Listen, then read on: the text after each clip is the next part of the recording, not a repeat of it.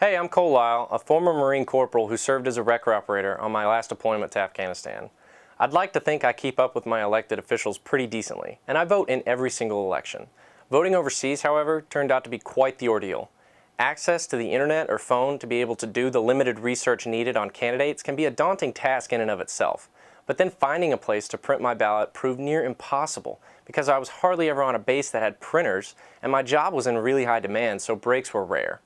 Once I got a hold of my ballot, I had to mail it in and pray that the ballot got through, because sometimes things just got lost in the mail even if you did everything right.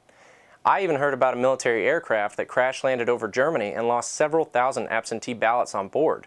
The process, if running smoothly, takes around a month. I made it home to America with my unit, but readjusting to civilian life was pretty tough. Elections rolled around again, and voting this time seemed ridiculously easy compared to Afghanistan.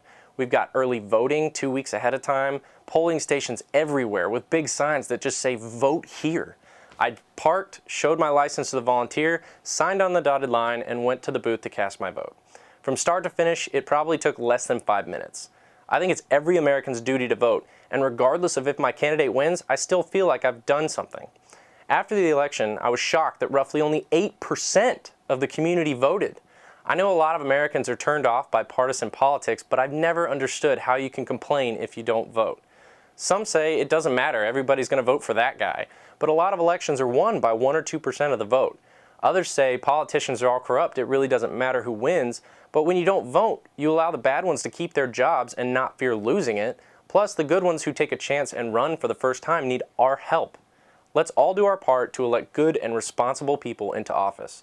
As a civilian now, I owe it to the men continuing to serve to do my duty at home and vote for people that will serve the best interest of my community, of the country, and of them. So let's all make sure that we get out this election cycle and vote.